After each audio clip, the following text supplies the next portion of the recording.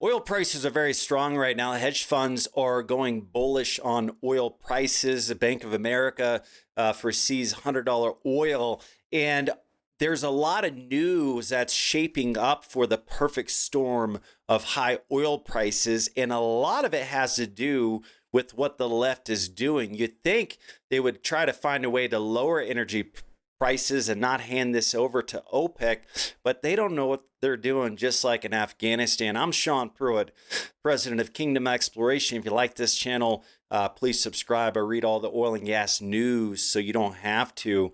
Right now, oil prices are WTI crude 71.97, Brent crude futures 75.34. Viewpoint: regulatory onslaught could choke crude oil, natural gas production. Okay.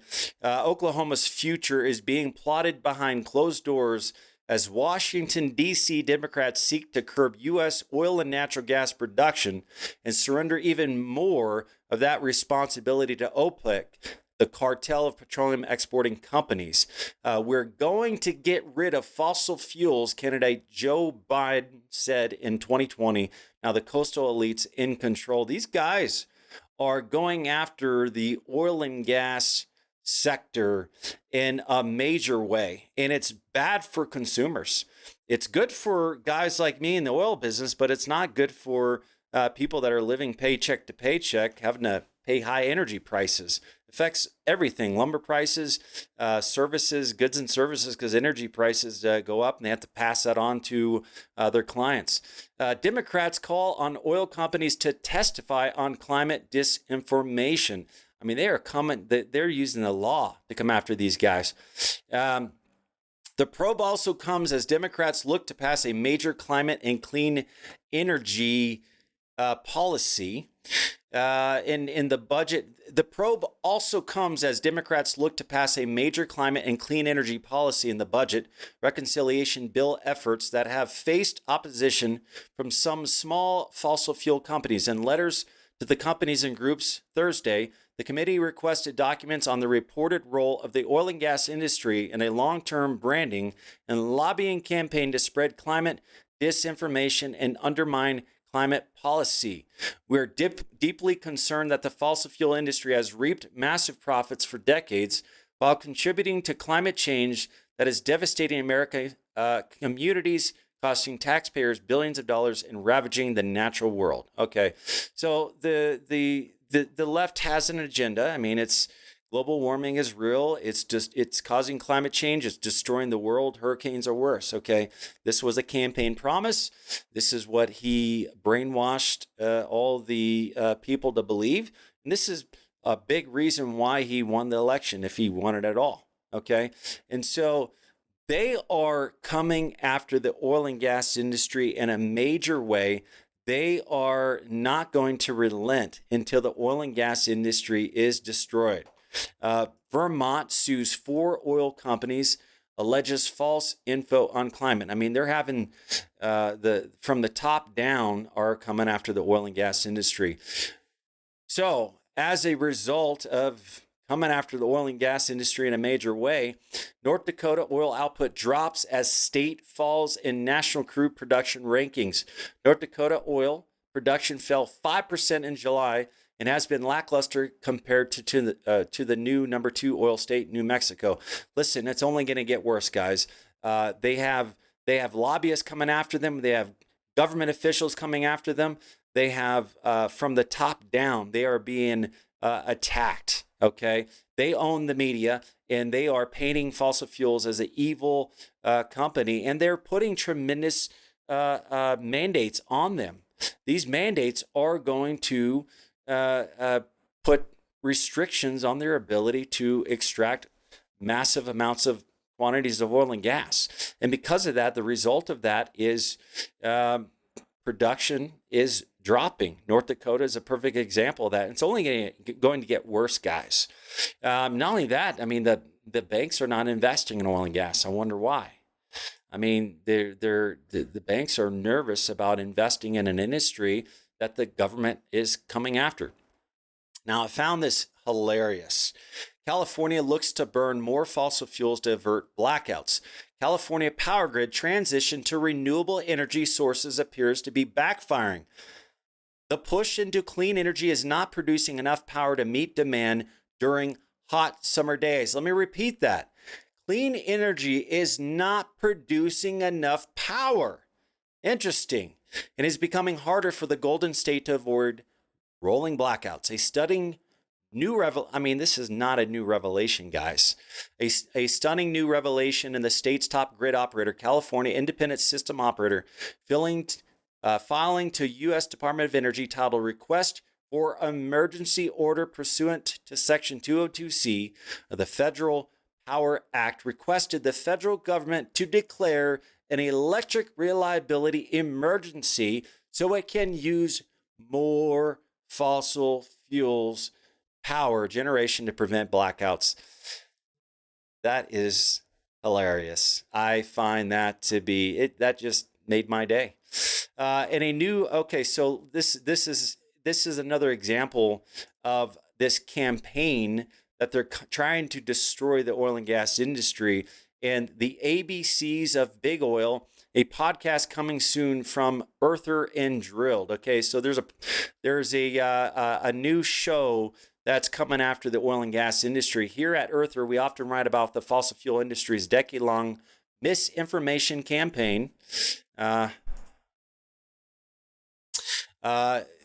here at Earther, we often write about the fossil fuels industry's decade-long misinformation campaign, how despite understanding the dangers of using their products, energy majors like Exxon and Shell have spent billions of dollars spreading propaganda on TV, newspapers, and social media to promote doubt about the climate crisis. But big oil has waged this war on climate science in an even more insidious way, bringing pro-fossil fuel messaging to an even more vulnerable population, kids. In a new podcast, I'll be teaming up with Amy Westervelt, an award-winning investigative climate journalist, on a mini-series of the True Crime Climate Podcast, Drilled. The show will shine a light on the oil industry's long history of crafting pro-fossil fuel lesson plans. From elementary school through the college level to indoctrinate children, the industry's campaign to infiltrate social science curricula is a particularly insidious form of propaganda. So they are coming. I mean, they're all of these shows, the left, the media, the law, they're coming after the oil and gas industry, and they are organized, man. They are coming after them strong, the same way they did with climate change and also, I don't even want to say it. Because I'll get my YouTube channel's already being affected by the words that I say. Oil industry tax breaks preserved in-house Democrats' proposal. So bottom line, the oil and gas subsidies for the tax benefits, they were on the chopping block, but they were blocked. So Biden lost that war, and I'm not surprised. I think it was all talk, but just like who says all talk, no action. Our oil price is heading to 64 or 200. Okay. And so at the same time, Mohammed Al-Rami, the Minister of Oil and Gas of Oman, warned that if oil producers were to follow the IEA's suggestion that no new investment would be needed in oil ever, if the world wants to reach net zero by 2050, oil prices could spike to levels such as $100 to $200 a barrel. Look, they're trying to get net zero by 2050. Is it possible? Yes, but we can't do it without destroying the oil and gas infrastructure. And what is Biden do? I mean, it's just like Biden wanted to fulfill a campaign promise, so he pulled out of Afghanistan quickly. He wanted to be ahead of schedule. In his mind, he's like, oh, this is a campaign promise. I can make it happen. Obama wanted it to make it happen. Trump wanted to make it happen. I'm going to make it happen. Watch this, guys. And he pulled them out. And what happened? Afghanistan is overtaken by Taliban. All these American lives are lost. There's a major vacuum in the Middle East. It's empowering Russia. It's empowering Syria. It's empowering all these Middle East countries, the Houthi rebels. But hey, he fulfilled the campaign promise. Well, the same thing's happening with the oil and gas industry. He's going to do whatever it takes to hit net zero by 2050 because, hey, we got a climate crisis, right? And so what's going to happen because of that? He's going to destroy the oil and gas industry, and he's going to cause oil prices to skyrocket. OPEC is going to become very wealthy. Oil prices, why Bank of America thinks oil prices are heading to $100 oil. Oil prices could climb above $100 a barrel if winter temperatures in the northern hemisphere turn out to be below seasonal norms. Oil demand would spike and could lead to oil shooting up to the $100 mark. Okay, so if it gets cold out there, we could see $100 oil. Hedge funds are turning bullish on oil again. There's a lot of reasons why, guys. I think we hit some of the major points. The Organization of the Petroleum Exporting Countries said on Monday that demand for oil was expected to rebound above pre-pandemic levels next year. In its monthly oil report, the group said its expected oil demand to average 100.8 million barrels per day by 2022. So oil demand is increasing, guys, regardless of what the left is saying. Oil prices rise further on large crude inventory draw. Crude oil prices went up today on bullish news from the U.S. Energy Information Administration, which reported a 6.4 million barrel draw in crude oil inventories and another draw in few inventories. And quite simply, we're just not producing enough oil because all these crazy mandates and all the infrastructure being destroyed.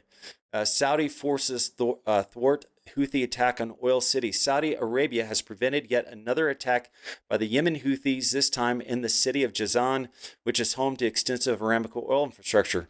The Saudi-led coalition that is fighting the Houthis in Yemen destroyed 4 Houthi drones laden with explosive and also ballistic rocket fired at Jazan, where Aramco operates a 400,000 barrel a day refinery.